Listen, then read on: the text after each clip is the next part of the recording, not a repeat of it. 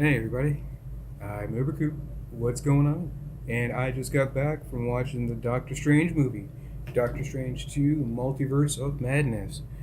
Got I thought I'd wear the stupid robe with the pop collar and everything, like Doctor Strange. Woo! That's so bad. Oh man, that's so bad. But this was a lot of interesting things in this movie.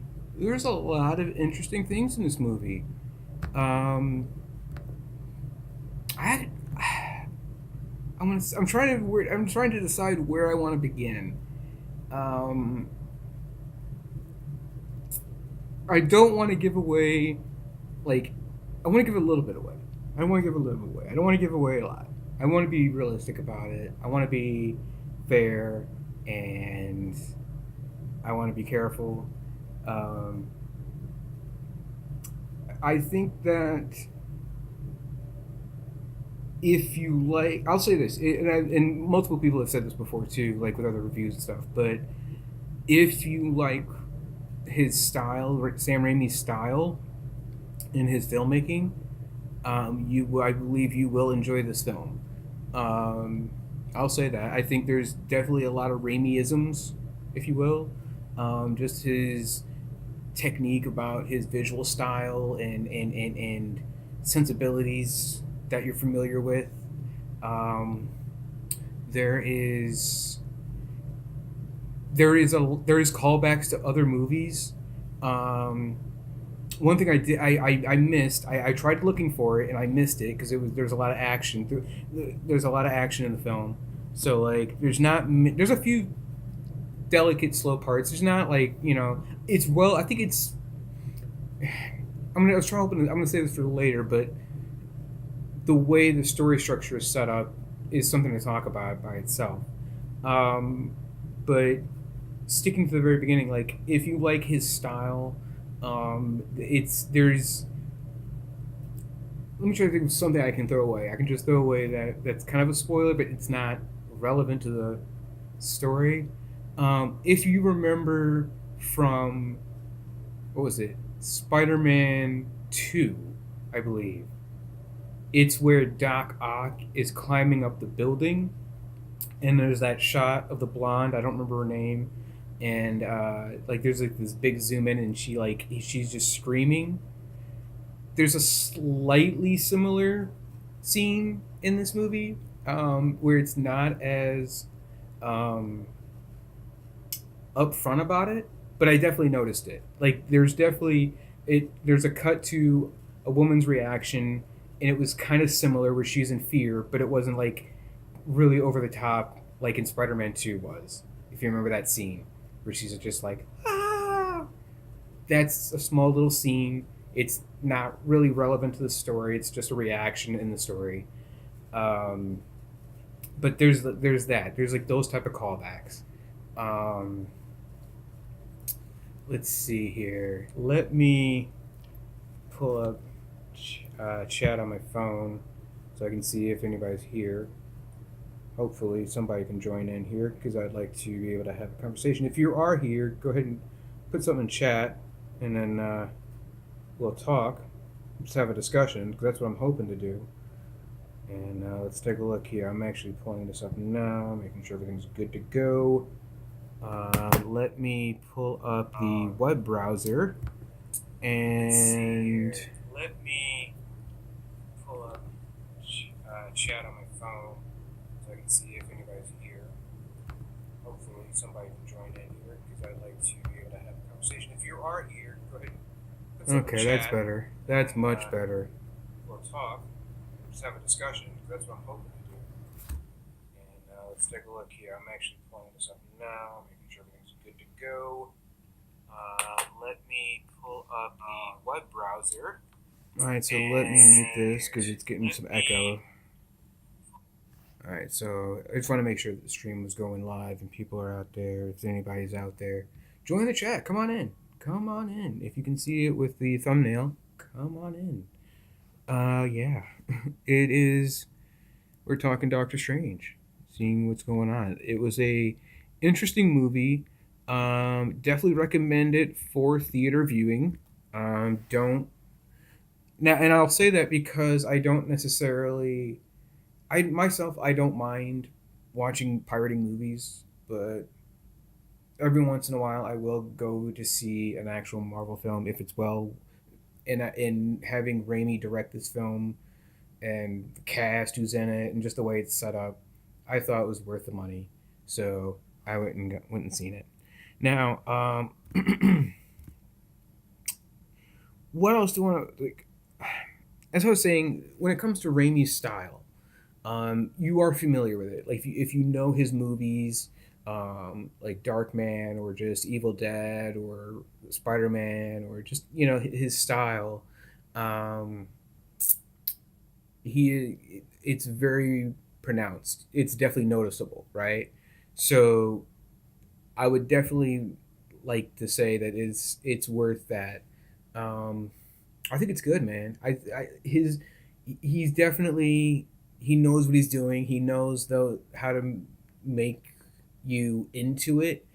There is horror element. There's real horror elements in this film. Like you feel like if you're into the film and you're like watching it, you get that feeling of a horror film in a way. Um, I thought about who would not before I even go who's in the film. Let me just say I had a lot of expectations. I was I had mixed feelings about this. I did. I had up and down feelings about this, about who was in the film, what happened in the film, and what how it all played out. So I'm gonna try to get through the good. What I'll do, I'll break it down. I'll say the good, bad, and then whatever's left to talk about. Just a second.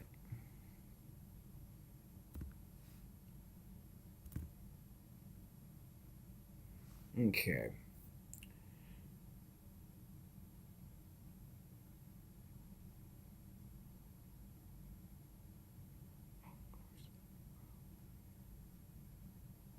All right. Great, great, great, great, great. So here we go. Let me switch over off this video details here. Y'all don't need to see that.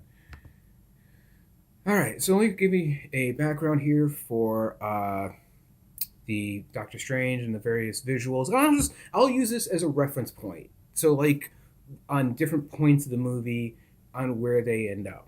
Um, I I'll try to keep it brief about like certain scenes. Sensitive viewers, out of an abundance of caution, we recommend provide at the venue, box office, online sites. Unfortunately, I didn't get the whole like I tried getting it all of it, but I couldn't get a lot of it. Doctor Strange: The Multiverse of Madness contains several flashing lights that may affect those who are susceptible to photosensitivity, um, or other excuse me, I can't even say it, like epilepsy or other photosensitivities. We ask you that you provide this notice as soon as possible to your patrons, and that's from the vice president of Walt Disney Studios, apparently, Ken Caldwell. He put out a a, letter here to let everyone know. So there's that. If you have those type of issues, I would definitely keep that in mind. Um, you know, I don't know how you would accommodate. That's personal. So, but there's that. Let's see what else. What else did I find good about the film? The acting was good, man. I actually I shed a tear uh, towards the end. I did. Um, there was some scene, or like, there's some moments in the film where, given Marvel's track record, I was less sensitive about it. Even though, like, especially like when they have introduced characters later on, and but when it comes to um, the general acting of the movie, like between Benedict Cumberbatch, Benedict Cumberbatch. I'm gonna get his name one of these days. And him and Rachel McAdams. That was a really nice pairing. I thought. I mean, like having him And then you also find some backstory about Doctor Strange, right? And maybe the comic people know about this. There's, about what happens in his family. I'm not going to spoil anything more than that. I'll say something with his family. And it's a really touching moment that he has to kind of admit to himself in order to, get the thing that he needs to get, right?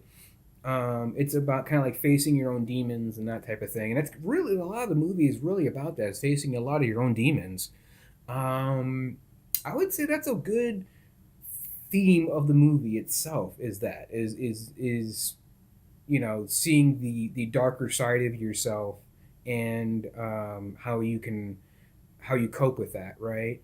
um, I think that would be the major theme of this film. I would say that, that's if you could get that takeaway. Let's see what else. I liked how there was callbacks to the previous movies, small lines, not big lines, but similar how they did in No Way Home with Doc Ock, when he says, "The power of the sun in the palm of my hand." Just a basic line like that, right? There's that, and then there's also um, what was I saying? So like, there's a similar line, right, to the first movie, when he meets Mordo, and then what else? There was, hmm, yeah, I would say, let me focus a little more. I really liked how Doctor Strange had to face a lot of his own past. There's different scenes in this film where it's basically he's looking back at his life in certain moments, like with him and Rachel, or I say Rachel because that's her real name, but what the hell is her name in the movie? Um, is her name actual Rachel?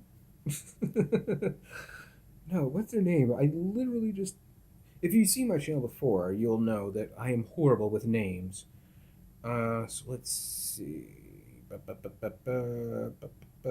me just pull this up. IMDb.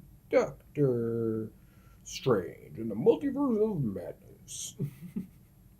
Like some other guy's channel, like, talking like that. Doctor Strange. Let's see. The hell's her name? No, not Wanda. Top cast. There we go. Christine. That's right, Christine. So the relationship between Doctor Strange and Christine is, it is a lot better than I think the first movie. They give her more to do in this film, and you get to see that relationship dynamic of like, she's carrying on because he's a superhero, right? It's similar to Spider-Man, where he's got to do his thing in order to protect the people that he really loves. But there's a great moment later in the movie where he has to admit to himself, and not just himself, but to her, about how he really feels, and then he's just opening himself up, and yeah, I thought it's a really great in-depth character analysis of like, he's just exposing himself to be able to get through this. He has to. It's kind of more the development of himself against his own ego, to share himself, and not be as scared to do so.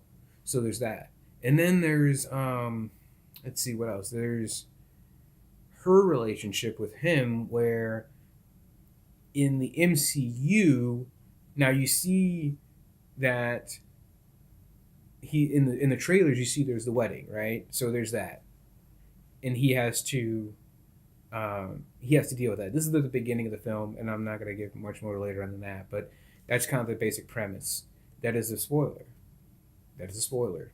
I should have warned you, but I try to say up front, I'm going to spoil a little bit. So I just really like that relationship. I like how he just has to be more vulnerable, and then towards the later of the film, that has consequences. I'll say that. I think he has to face his consequences for his actions. And that seems to be a recurring theme throughout the movie too. And that's part of the facing your own demons, right? Is also facing your consequences of those actions that you've done, right? And I think that's like where in the trailer you see him in handcuffs, right? About to face the Illuminati, and they say that he's the greatest threat to the universe or multiverse, and you kind of see why as the story progresses, and like, but at the same time, I guess it's like how you when you open yourself up like that, you're allowing yourself to be more vulnerable to that outside world, and so that outside world in this case is all the supernatural stuff. And so how far can you dip your hand, into that? How far can you go past that line before you yourself are completely, corrupt, right? And I think that's kind of like that's been a theme with Doctor Strange throughout both the first and the second movies. Like in the first movie in Doctor Strange, where Tilda Swinton is using the dark magic to be able to do what she needs to do, and then Mordo calls her a hypocrite for doing that. Or no, not Mordo. Caecilius, right? Caecilius was the one who called Tilda Swinton, the hypocrite, right? So she now it's Doctor Strange's turn, and then so he's also having to face that of using that thing, and that's kind of and I'm not going to go into too much detail about that, but I will say that's what happens. He has to get his hands dirty, and so where do you have to draw the line of well, a little bit of the bad is good for the greater good, and that's a lot of that is what Wanda's justification is, right? She wants to get her kids back. That's her main justification throughout the film, of like, and then she's willing to say because of the Darkhold, which was in the WandaVision. If you watch WandaVision, you see the Darkhold. I'm not spoiling that. That's already established. And so she is using that to find her kids, right? In the multiverse. Of course, you see the trailer and you see her meet herself and such, which was a great scene. Like all those emotional beats of her and wanting to get her kids. You kind of understand where she's coming from. You really do, but you also see that influence of the evil from the Darkhold. So you can see it's just a hyperization or like just this over. She's going full 100% into the dark arts about that to get her kids back and to say she'll do anything to do it, right? And so, and then towards the end, there is a resolution about that, which I don't know if I felt it was interesting. I'm not going to give away. I don't want to give it away. Again, I can give away towards the beginning. I'll give away some spoilers in the beginning, but I don't want to give away like the end. That's giving it too bad. Let's see. What else was good? What else was good about the film?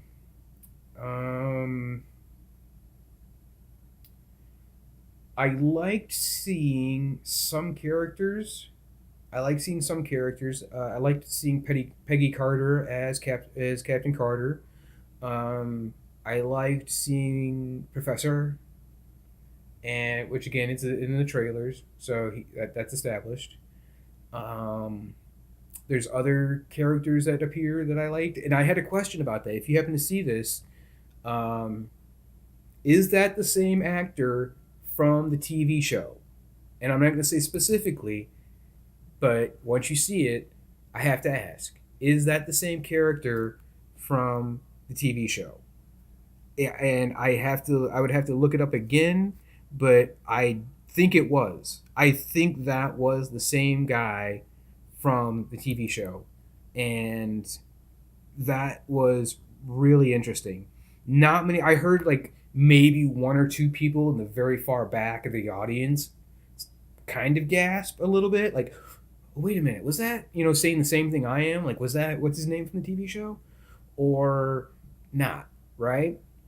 And like, and then so let's see who else. What else? Because I feel like I'm trying to force myself to find the good in this movie, even though it was really good. Let me focus on the horror. There was some really good horror elements in this film. You actually have jump scares, and like you just kind of feel like, oh wait, you're taken back a little bit in that split moment, right? There is the visual styles is very. I wouldn't even say fully Raimi. Like a lot of it is Raimi, but a lot of it is also Marvel. It's a really interesting blend of styles because we all know what the Marvel style looks like. We also know what Raimi's style looks like, and having these two things come together in some of these scenes, it was a interesting dichotomy of like in different with the I'll say with some of the swirls in the liquid esque landscapes, right? It was liquidy, like a lot of things were liquidy. I noticed that there was a lot of liquid, a lot of wet. Well, I'm saying that wrong, but it seemed like there was a lot of water elements in this film. There was what else? There was okay. So let me say this: in the scene where they're jumping through multiverses, there are a lot of multiverses. There are a lot of multiverses. Um, it was hard to keep up with how many because they were jumping so quickly. That scene in the trailer where he turns into blocks, right? That scene where he's jumping from, and then you see the Savage Lands in the trailer. That whole scene was probably almost a full minute. I would say 45, a good 45, 30, 35, 45 seconds of solid jumping through multiverses. And you get to see, it was so, and I watched in IMAX, right? So you're just like back, forth, back, forth, back, forth, trying to like scan the whole screen and try to like just absorb everything of like where they're going to go to next, right? You know, where is the next thing that they can pull from? Uh, that was probably one of the most interesting parts. It would be the equivalent of in the Spider-Man No Way Home where they had the scene of the multiverse cracking in the sky and you were like just trying to figure out who is who. And I'm sure new rock stars will have a video out of it like tomorrow or if not today.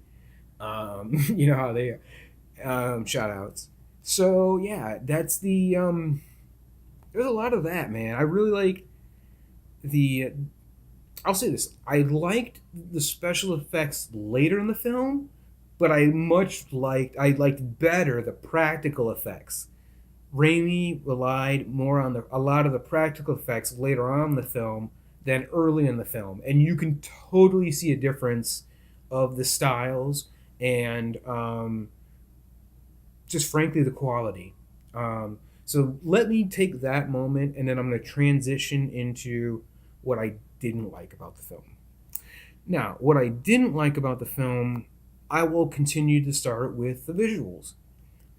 In the beginning of the film, against Shuma-Gorath, um, as they say, the non-Shuma-Gorath, who I forgot the other character, they can't call him that, but there was scenes with that, and then the other nightmare creature at the beginning of the movie, which is at the very beginning of the movie. You see in the trailer, right, where America Chavez is all hung up and stuff, right? And then there's the one of the multiverse Doctor Stranges, and so she has to get away. And this is literally in the first 5 minutes. This is not like you're not missing much, right?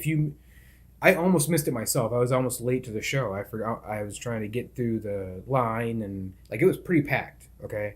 What else?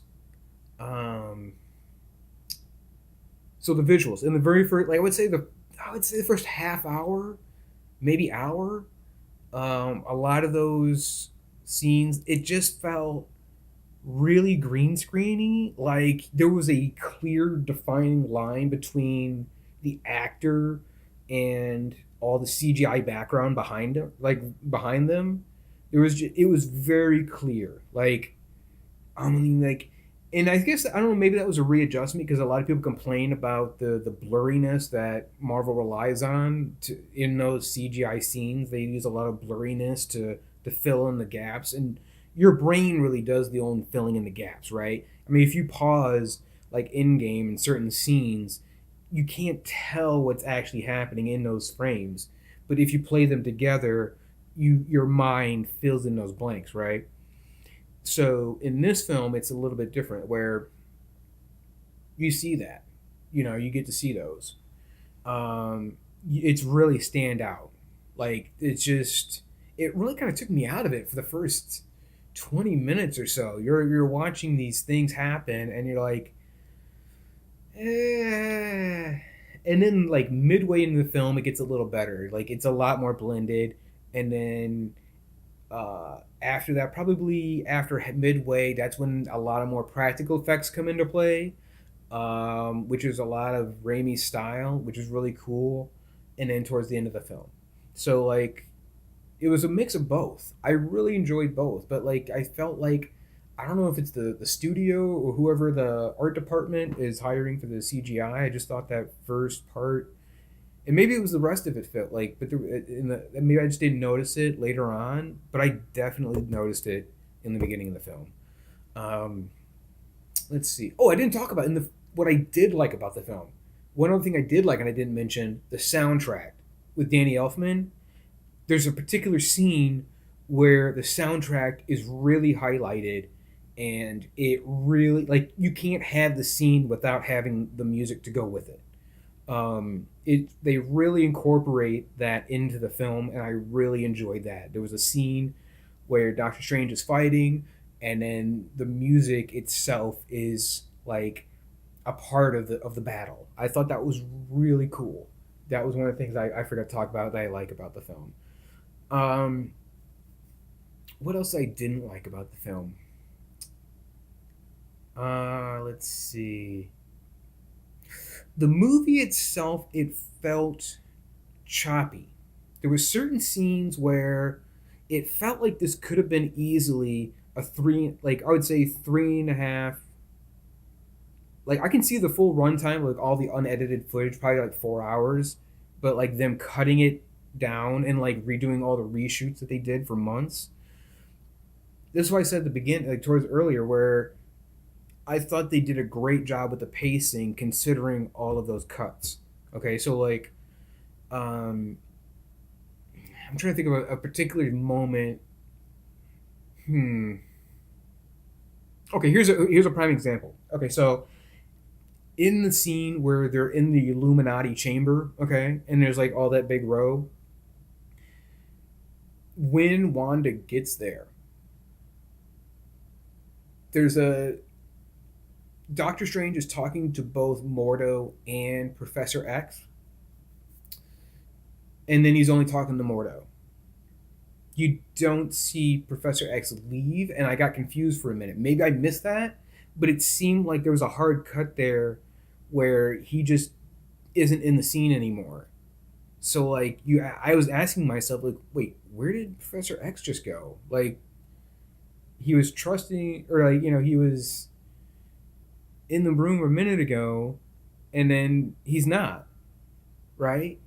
So it's things like that. It was just small like cuts that they did in the film.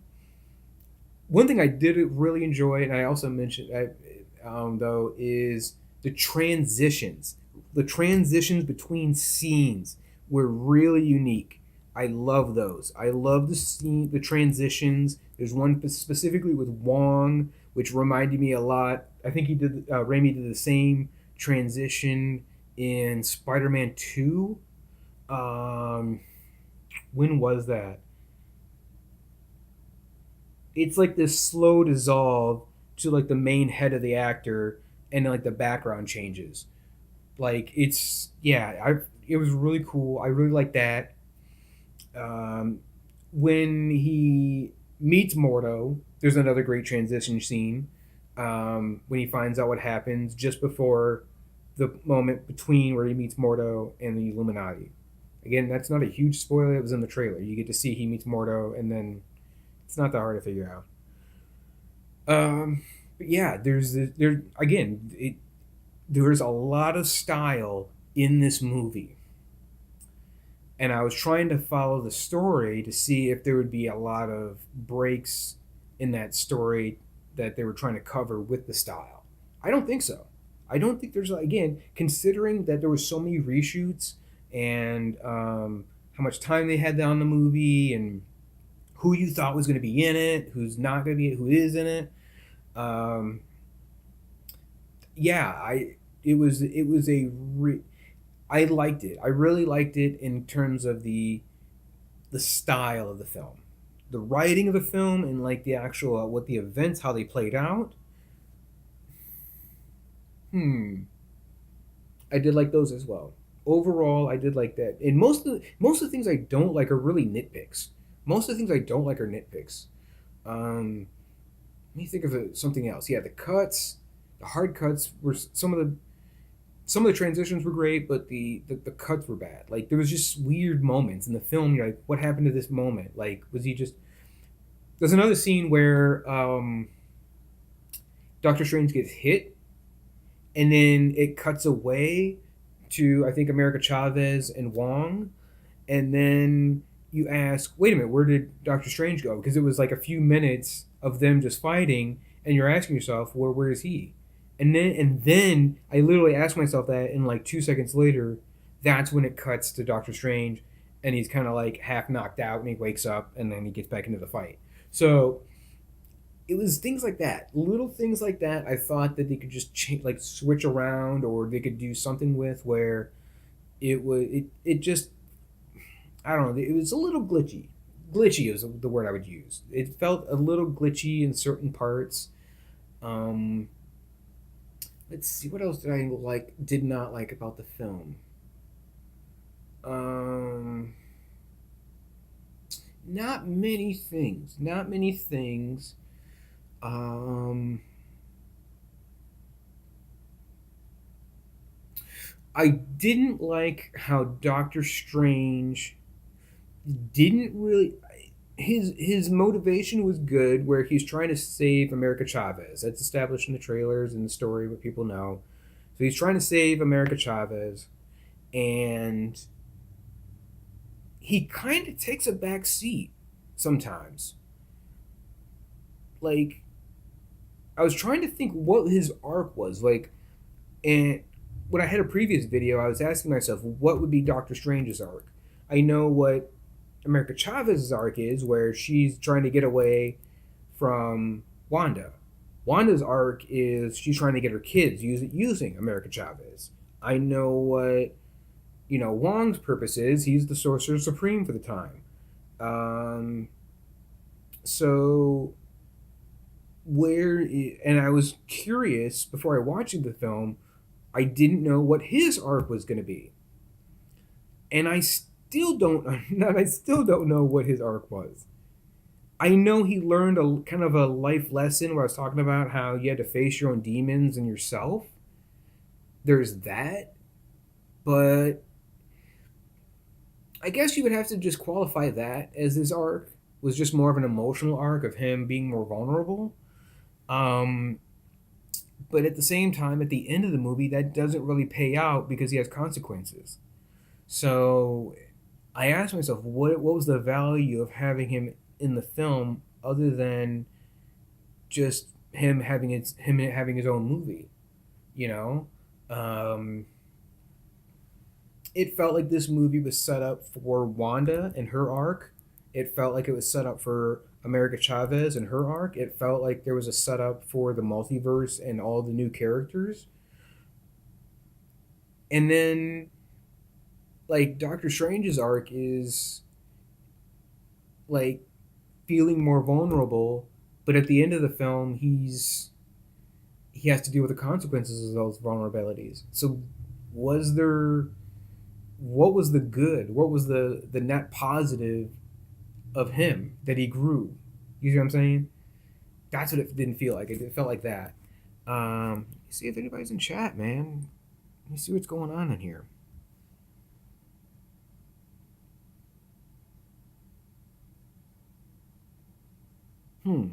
Nobody yet. I don't know, maybe they were and they haven't, and they left, but whatever. Whatever. I'm going to just keep going. I'm going to keep talking. I'm going to keep going about this film because it is worth listening to. One thing I'm going to do is update the stupid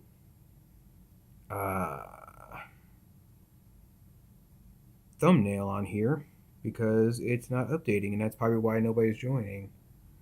But let's make sure you have to load the whole page, right, before you can click on the link. Let me just pull this up real quick here. If you want to be difficult.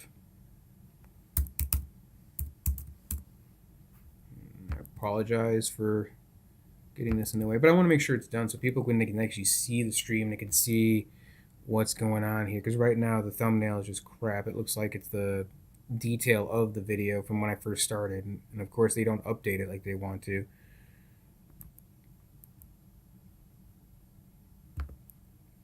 Alright, so at least let's see, let me go to edit video.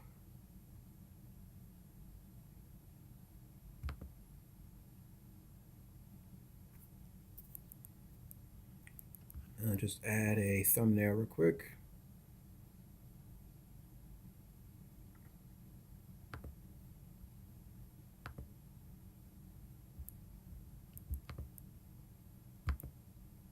Take that off for a second.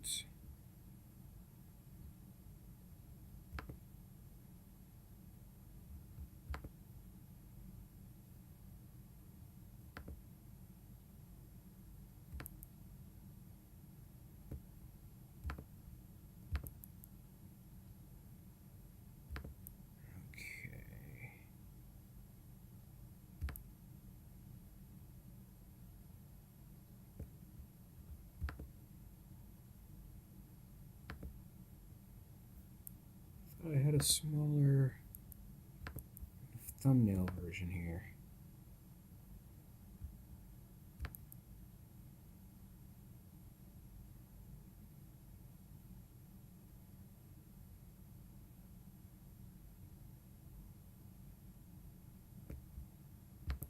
Man, I'm gonna have to shrink this right on the spot.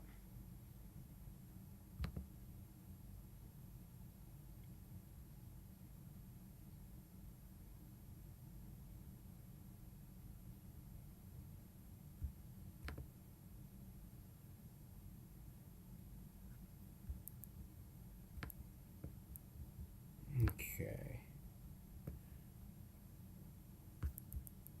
So resize.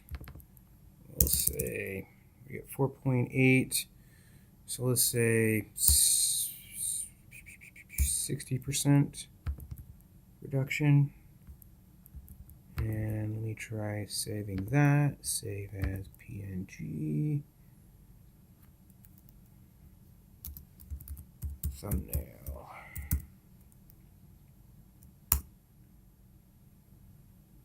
Yeah, that's much smaller. Excellent. And let me just upload that.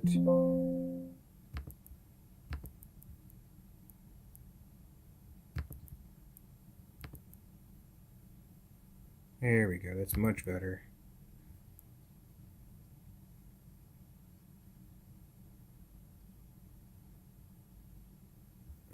So back to what I was saying. I apologize for that. So I just want to make sure that when people see the stream, they can see I have the at least my main logo and not necessarily just a bad image of from the very beginning of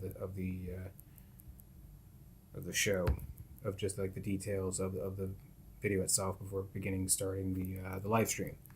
So yeah, I'm done rambling about that. Let me bring that back up. Let me close this right here and go back to the pictures. Close out that paint. All right, now, so what was I saying? I was talking about I'm talking about what else I didn't like about the film. I didn't like about the film was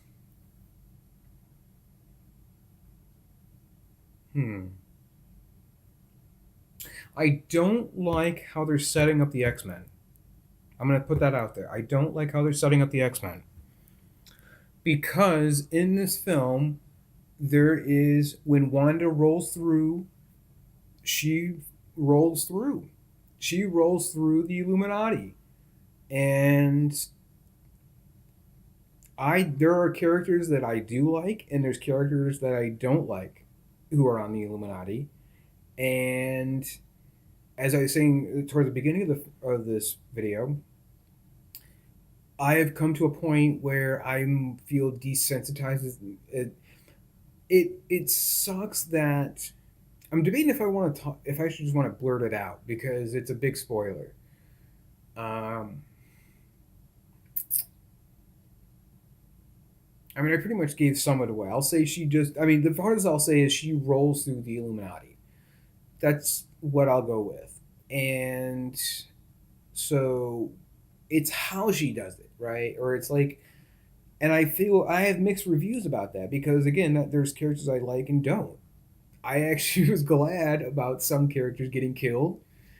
And I don't mean the X-Men, and I don't mean I don't mean whoever else was on that panel. And when I say the X-Men, I'm referring to Xavier, not anyone else. That's another thing I was disappointed with. I was expecting bigger cameos. And I don't know if that was part of the editing, what they took out. They were just afraid to go there. But I would say this. Do not get your expectations very high when it comes to cameos. There are some, but I don't think they are as who you want them to be. I'll say that. I don't think, there is some you don't, some you like, some you don't. Some you wish you seen, some that's not there.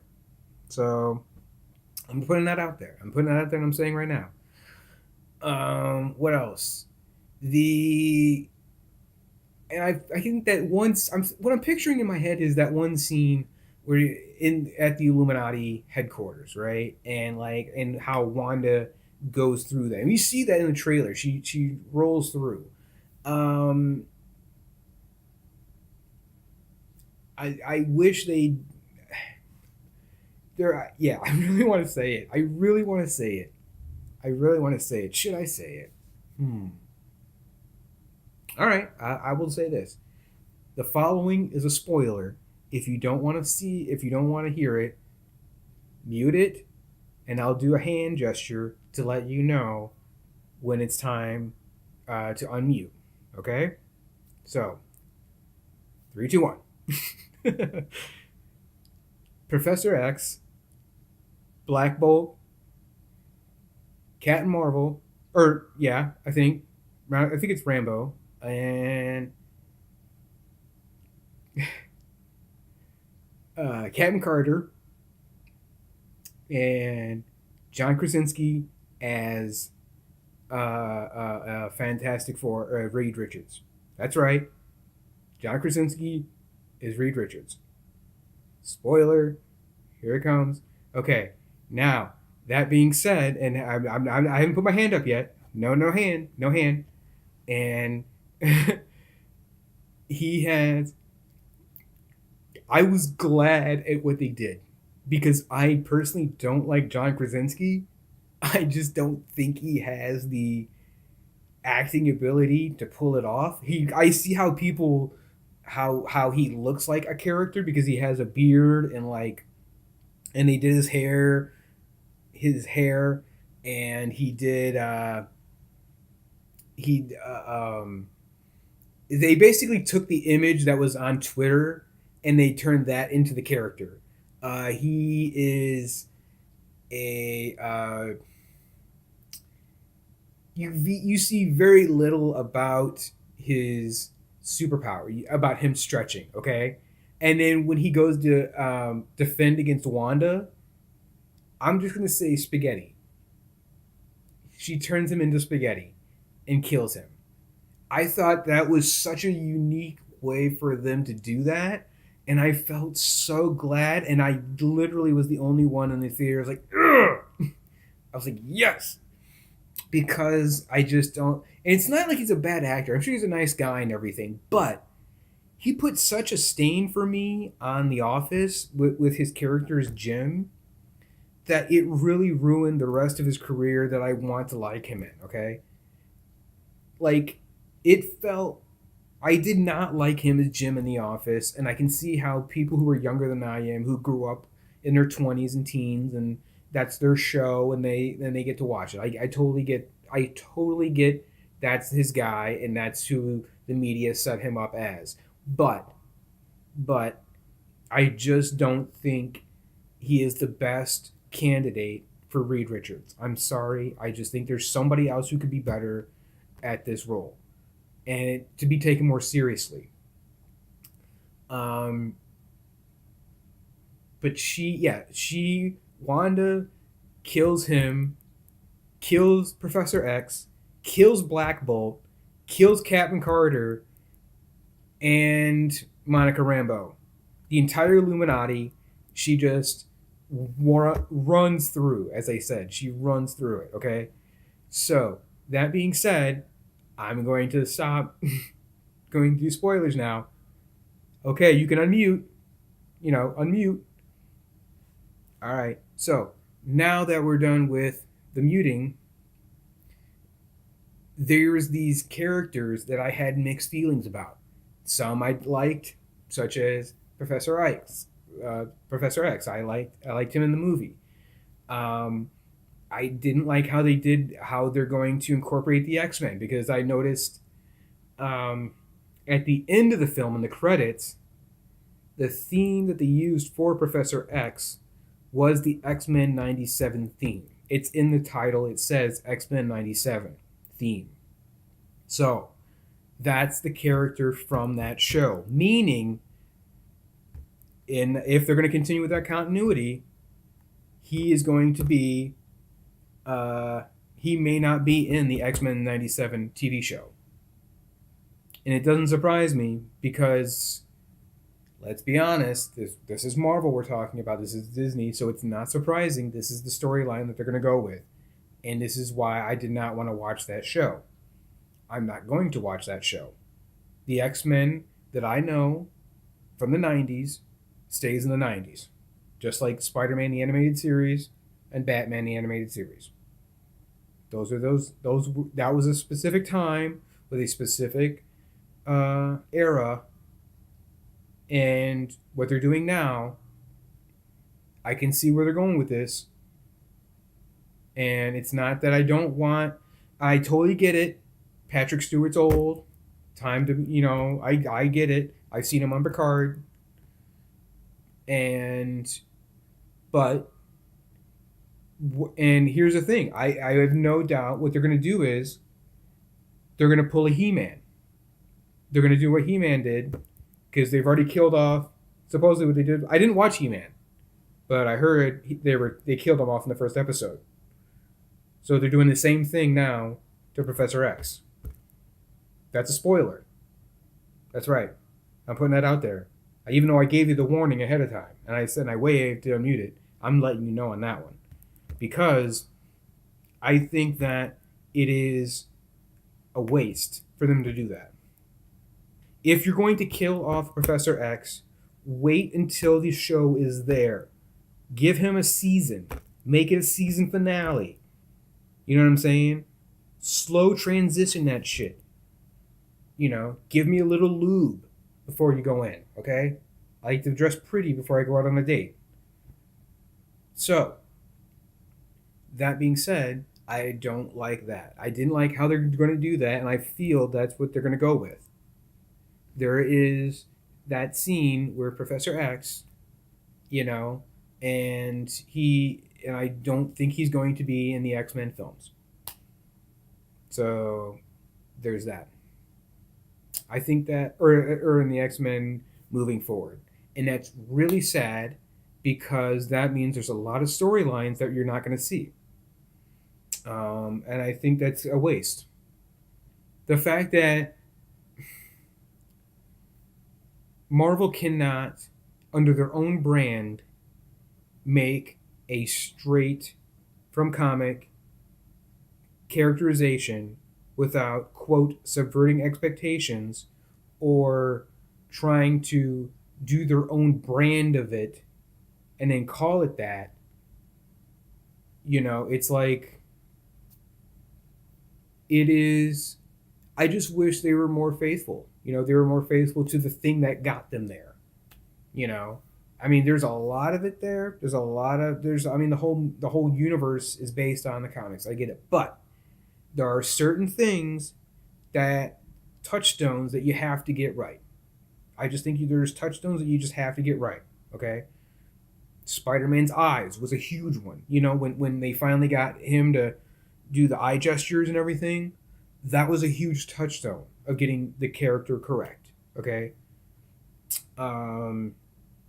Not having Professor X in the X-Men on your first Marvel Studios movie or TV show or whatever you want to do, property, and not have him in there, you know what I'm saying? At least one episode. One episode of the solid X-Men that everybody knows from when they were a kid or the comics, right? And you can't do it because people have a hair up their butt, because they have a problem with how they think that the old is outdated, and it's, I don't know, man. Those who ignore history are doomed to repeat it. Simple as that. And I think that's what's happening here, is that they're not learning from the lessons of past movies or their past TV shows. And I think that's what's happening, is that because of this movie, again, you're lowering my expectations for the X-Men and how they're going to incorporate and bring them into the storyline. There was a lot of things I didn't like that they did not address in this film, that I think a lot of people were set up to believe that were in this film. You have the media push by even, like, you remember, was it last year or 2 years ago when Elizabeth Olsen, she was on like Variety or GQ, YouTube or something, and she had that reference to the comics about, no more mutants, and she does that thing, right? There's that whole, I don't know how they're going to incorporate. They have not addressed that yet. I will say that they have not addressed that yet.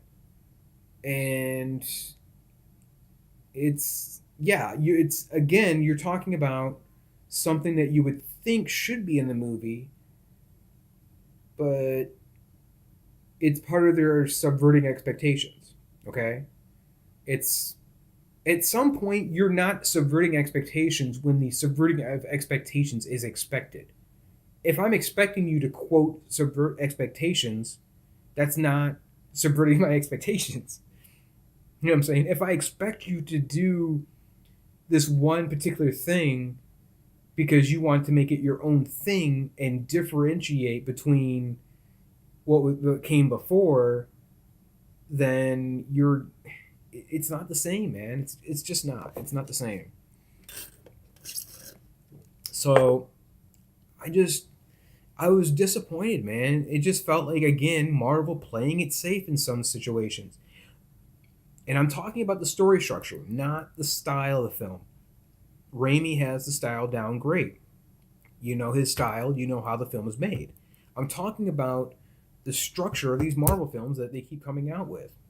And it's like, the really great, like, Captain America: The Winter Soldier, okay, is a great story movie because it's a spy thriller. You know it's a spy thriller. You get the whole, like, all the different nuances of a spy thriller.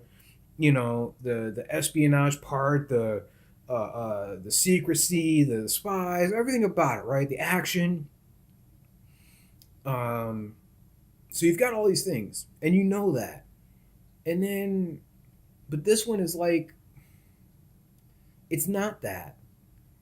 I just don't know how, like, it's that hard, dude. Is it really that difficult to have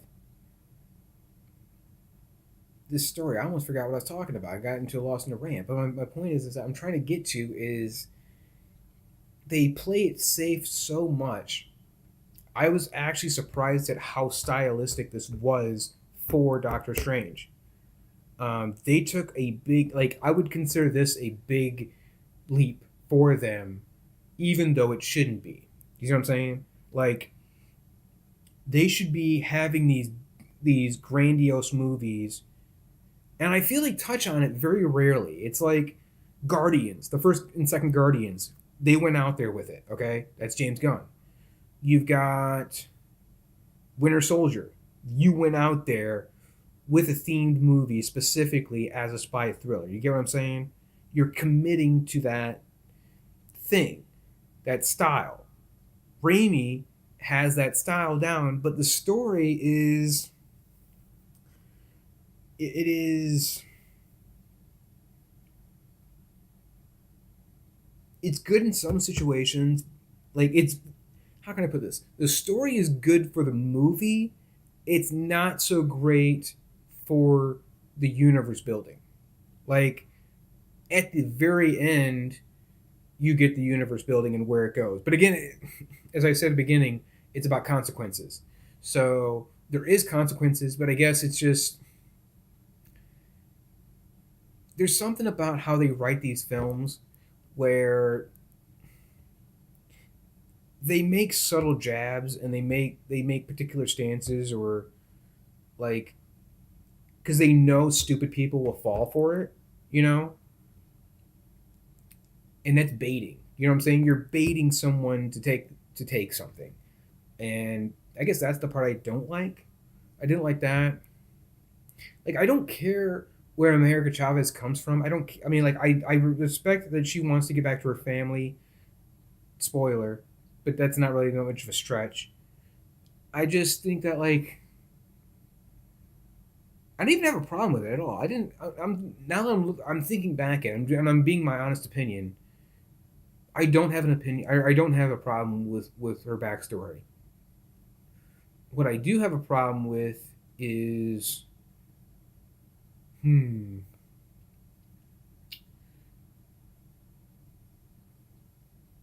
know what?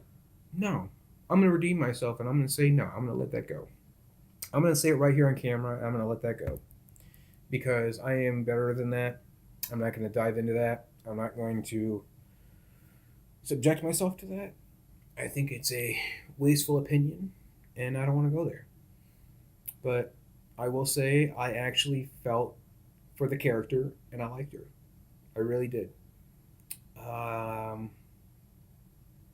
I just wish there was a little bit more to Doctor Strange, because he felt like there was something about Doctor Strange, though. There was something about his arc that just didn't.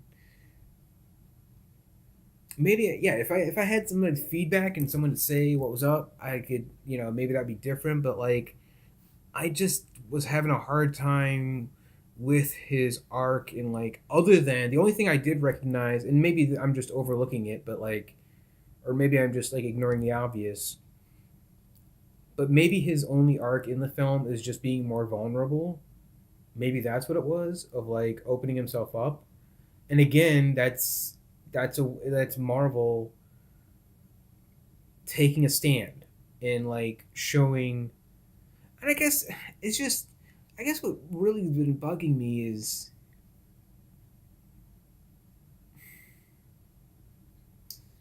I don't know if it's really bugging me or not. That's the problem. I don't. It slightly tingles a little bit. It bugs me, but then at the same time, I recognize it that it shouldn't bug me. And I think I'm just honestly overthinking this about the film. I really am. I think I'm just like diving too far into it. So let me back up. Let me back up. Um, I'm gonna give a flat out saying and say there are a few nitpicks I have about this film.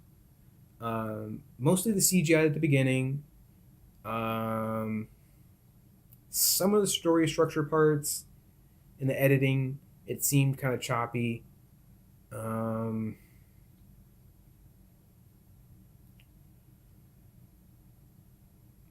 Other than that, there's not many negatives I would have to say. It's very few. Like, if you look, the positives are really good. Like, but there's something about Strange's arc that I just couldn't get. So I'll put that in negative two. Maybe I just missed it, and again, it's a small thing, but like I feel like I just kind of missed what his journey was personally, like where his arc was, other than just saying, well, I have to get used to the times, because that's what it seemed like. Like it summarized Doctor Strange's whole arc is, well, I guess we're doing this now. Like, okay, and just how well he can accept it. Let's see. Oh, I totally forgot. I totally forgot. One thing I do want to mention that was a positive, and it's a small reference, and those who know will pick, like those who go see it.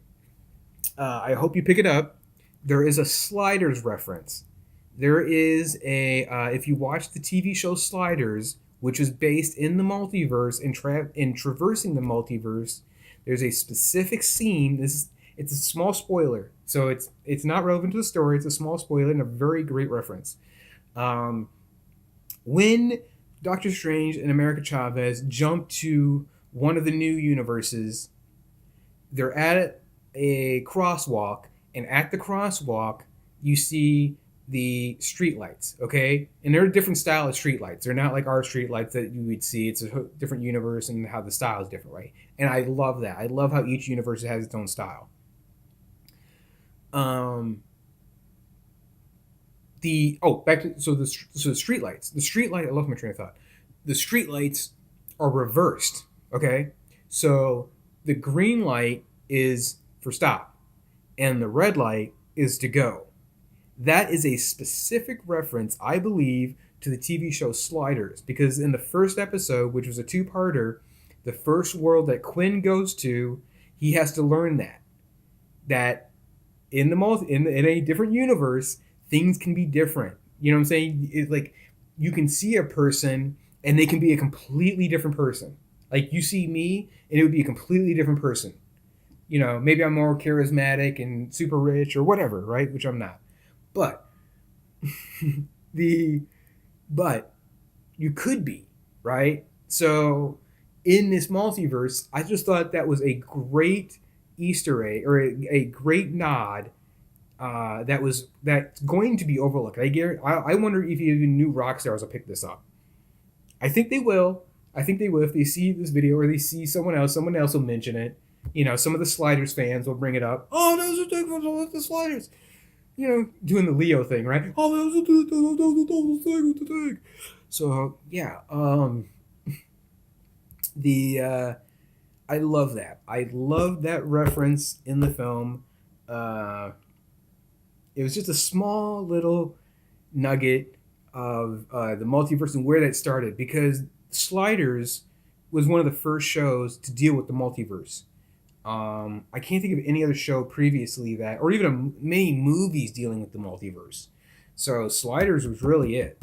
Shout out to Sliders fans. You know who you are.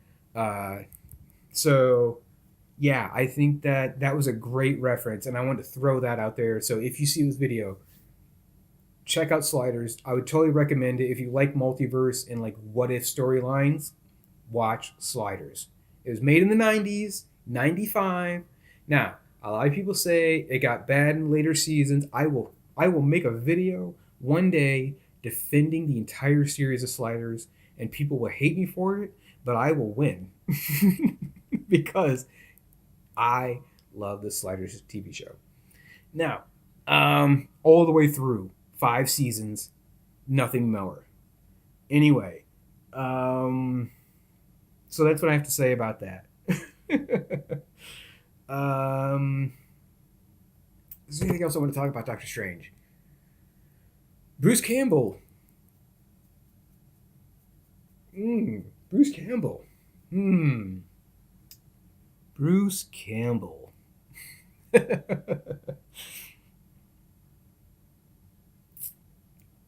What do I want to say about Bruce Campbell? I'm going to save that one. I'm not going to say anything about Bruce Campbell. I'm going to let you see Bruce Campbell. Oops. Yeah. That's all I'm going to say. The Delta. I mentioned in the beginning, I missed the Delta. I'm sure it's in there somewhere. I think it's probably in the scene with not sure Gorath or whatever his name is, and yeah, I think that's where he's gonna see it. Where else? What else happened? Hmm. Wanda. Wanda is an interesting character in this film. She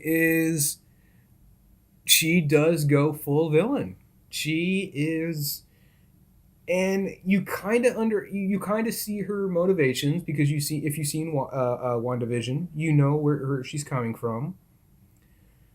But um, hmm, I put this in the prediction video that I did the other day, and I kind of figured that they would do this. If you watch my prediction video, I put it in there how Wanda would be stopped, and I pretty much guessed it. So, if you want to check that out, it's there. But there is a scene that I was kind of hoping that there would be an ultimate battle, where she would lose that ultimate battle, but it didn't go that way. It went the way that I thought it would, where how can I say this? It was more peaceful than I think people are going to expect. It's emotional. I'll say it's emotional. That's one of the scenes where I shed a brief tear. And there was a couple scenes actually. There was really some really emotional scenes in this movie. Like you really feel for Wanda, like how you get where she's coming from, right? But you can't take it into gotta pop up my Doctor Strange collar. That's right, Doctor Strange collar. So you just there is definitely a lot of emotion in this film. Not ju- and that's really great, man. It's one of the things I was really appreciative of. I really enjoyed it. I think it's going to get a lot of high reviews. Audiences are going to love it. Especially if you like both Raimi and Marvel, this is right down your alley. Let me compare it to the first Doctor Strange. I would say the first Doctor Strange is more tightly knit into a condensed storyline. Like it's its own story. This is different. This is more a civil war.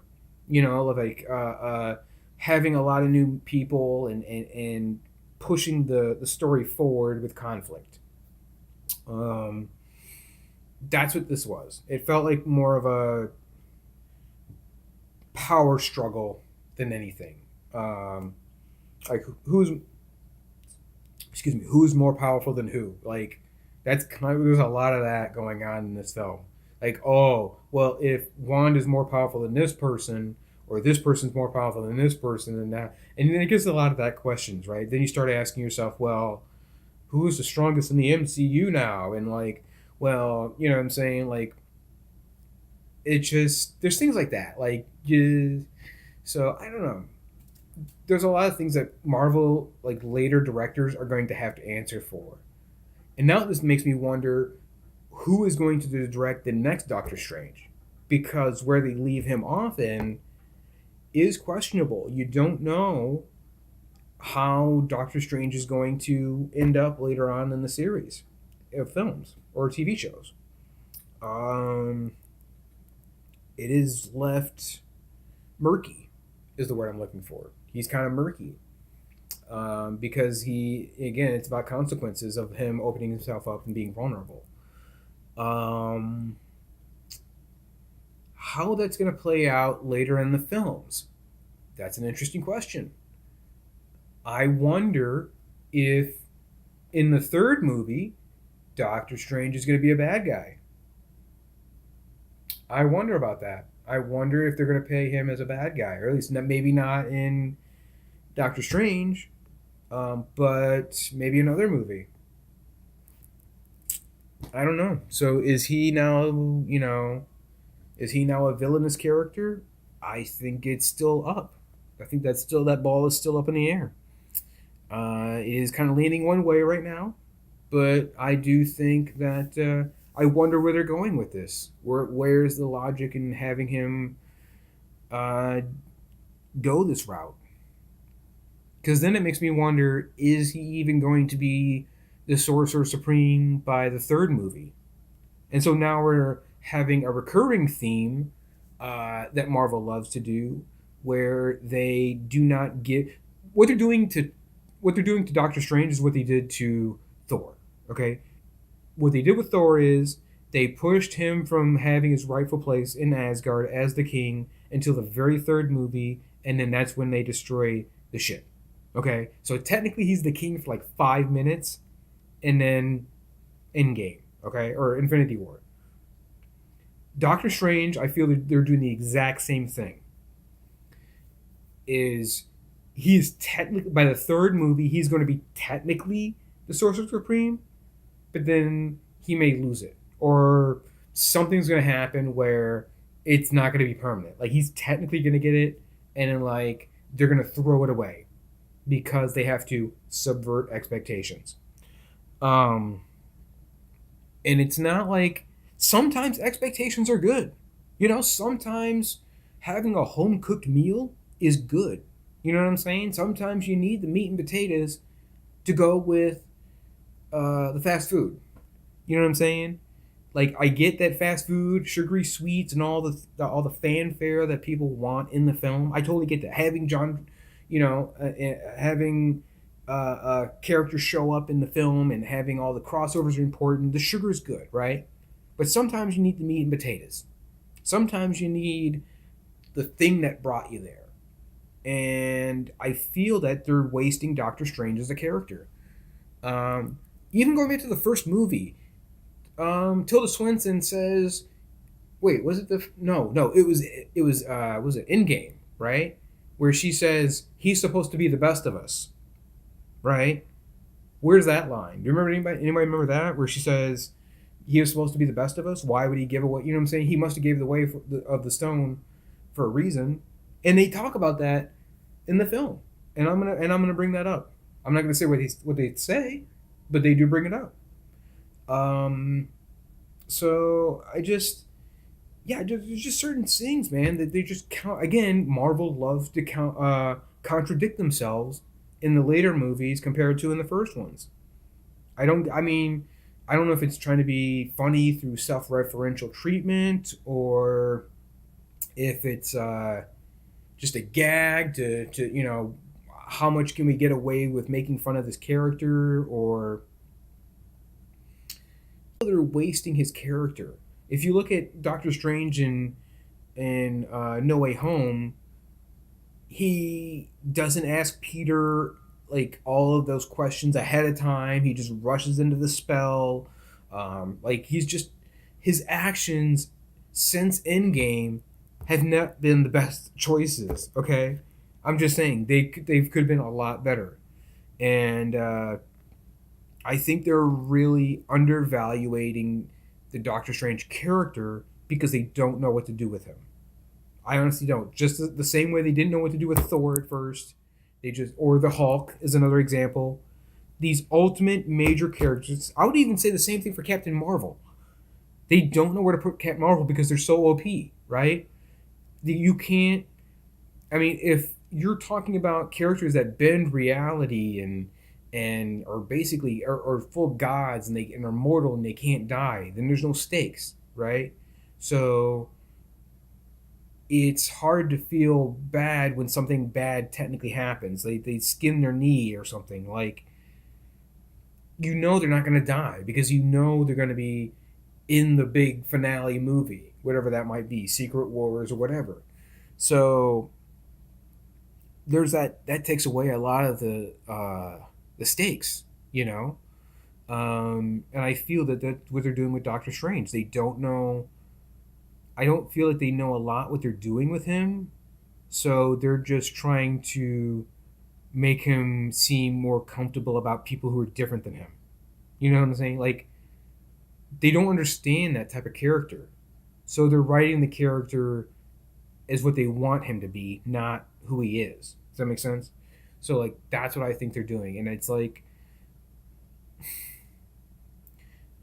I wish they would have, and maybe that was more for the first movie. You know, the first movie was setting up to who he is, but at the same time, there's things that they reveal in this movie that they didn't do in the first movie that they should have done in the first movie. You know what I'm saying? Like, but it's just it is a there's a lot of ups and downs in the emotions of this film. That's what it feels like. It feels there's a lot. It's a roller coaster ride of emotions. Um, let's see if there's anything else. Let's talk about Easter eggs. Now, rock stars or real rejects or one of the other YouTube channels, they'll have, I'm sure, all the insides and all the Easter eggs, and I'm sure they'll have all those. What I noticed, here's what I noticed.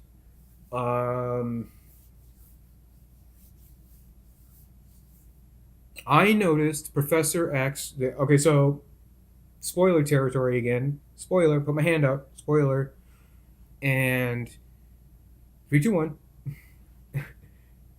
Professor X uses his psionic abilities, like literally goes like this, and then he's like wah wah, and you see the wah wah, okay, the wah wah wah wah wah, like that psionic fucking wave from the TV show. He does that. That was a nice Easter egg filler, but again, I don't like where they're going with the story, but I like that they brought that in there. What else?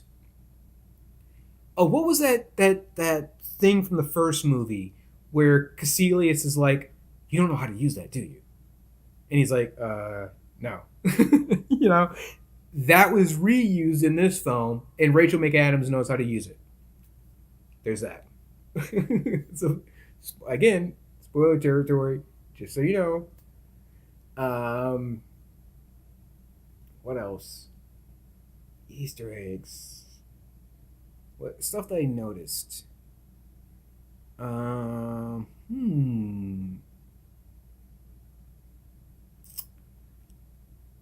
didn't see anything reference to Ditko like I did in No Way Home.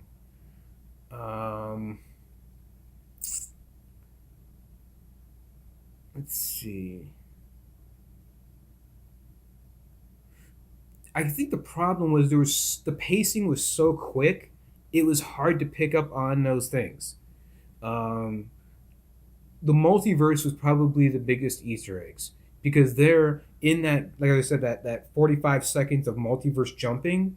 You're, I would put that equivalent to the first movie where he has that psychedelic trip, and he's like going through the multiverses and everything. It was kind of like that, but you're watching them fall through different multiverses, like bam, bam, bam, bam, bam, and like you would have to pause the video to be able to see all those things, or go back and see the movie like 3 or 4 times. I'm sure rock stars would be able to do that. They'll have a fun time with that one. They may have to take. I'm sure they take notes and all that stuff. So, what else? There was a few lines in the movie where there was callbacks to the previous film, the previous Doctor Strange, as well as other films as well. I mentioned that, and let's see. I don't know if Peggy Carter was from the What If series. I think she might have been a separate character. I think she was a separate character. One thing let's see, what else? The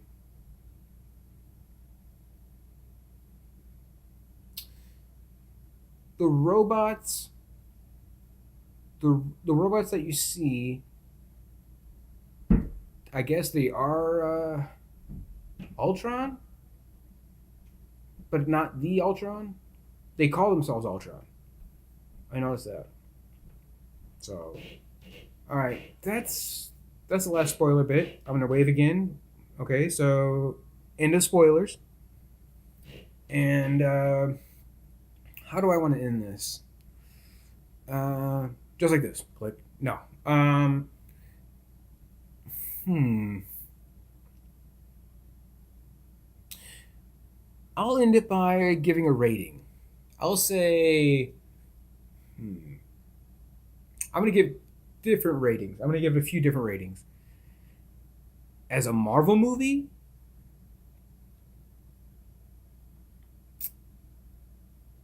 I would put this, because Marvel has so many properties now. It's hard to judge. You can't really just say the top 10 anymore.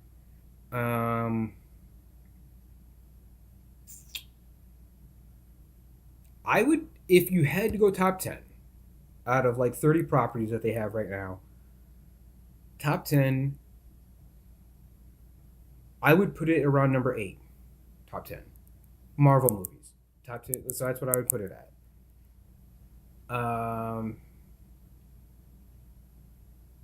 If I had to give it a grade,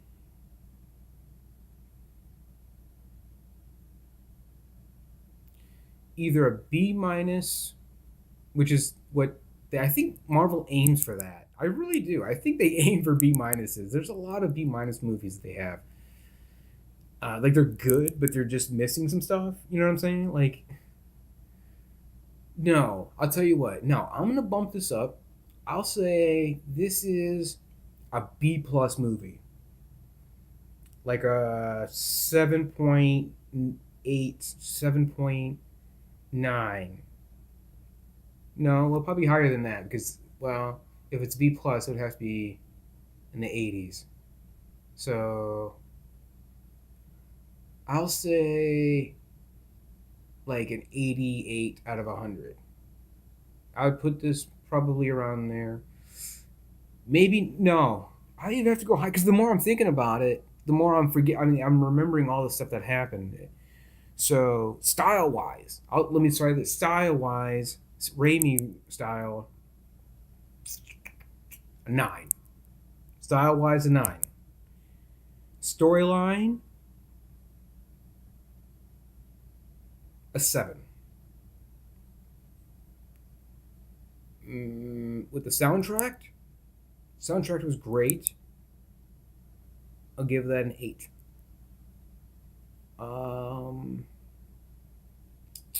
Performances,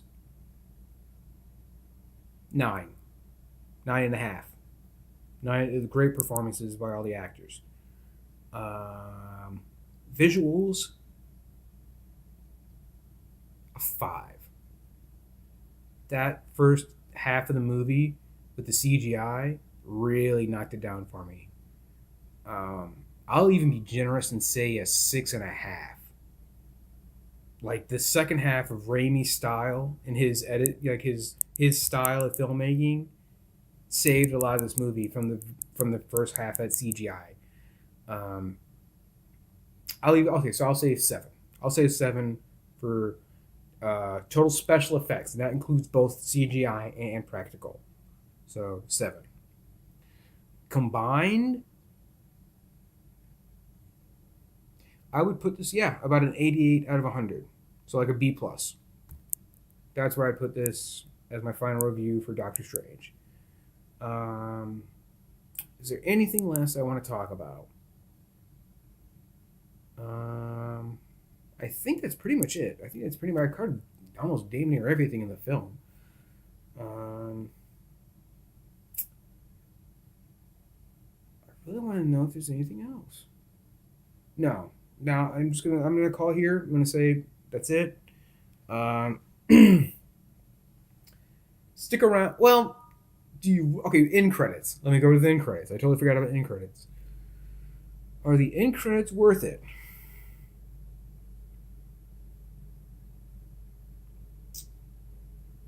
I'll say the first end credit's worth it. The second one, you can wait until the DVD. You can wait until the Blu-ray. You can watch it. I think you'll get a laugh, but is it worth it? I think you can really honestly wait. That's just me. That's my opinion, and that's what I'm sticking to. That being said, if you really like the live stream, if you liked what I had to say, if you like it, or even don't like it, if you think I'm full of shit, if you like what I have to say, let me know. Put a comment down. I would appreciate a like. If you dislike, I hope not, but sure, feel free. I'm not going to be like that. I'm not going to be begging for likes. I would like to. I'm going to be honest. Please give me a like. Please give me a like. Give me a little subscription. Please, just a little bit. Yeah, bump up my numbers a little bit. But seriously, you know how YouTube works. Please throw the like. Please throw the subscribe. Come back to my channel. Make a comment. I want to have a discussion. I want to be able to find people to talk about and then have some really fun conversations about various topics that's coming up. As I said previously in my previous videos, I want to be able to start doing this more regularly. See how that works out. At least I'm going to give it about a month. I'm going to see how this works. If it starts to pick up a little bit, I'll keep going. But I'm not putting a lot of expectations on it. I'm going to try to do due diligence, and I'm going to try and put out at least one video a day. Like whether it's Civilization or these type of reviews or a live stream. I want to do something. I want to try to put something out each day and see how it turns out. So if come on back, man, or woman, whoever, personhood, come back, enjoy, discuss with me. If you don't like it, say you don't like it. Get involved. Tell me why you think I'm full of shit. Oh, this guy, he doesn't know what he's talking about. Tell me why. Join the chat, because I would love to have a conversation, and a real conversation, not just, oh, well, let me just back and forth. He doesn't like it, blah, blah, blah, blah, blah, blah. Just give your honest opinion, and maybe there might be a form of enlightenment that we can find together and say that, something equal to find common ground, right? That's what I hope for. And not just that, but just to have a good time enjoying a movie, or just talking about a movie, good and bad, that's all. I think that would be amazing. So that's all I gotta say, and I'm gonna call it here. I hope you guys are good. This is Uberku. This is my channel. Audi 5000.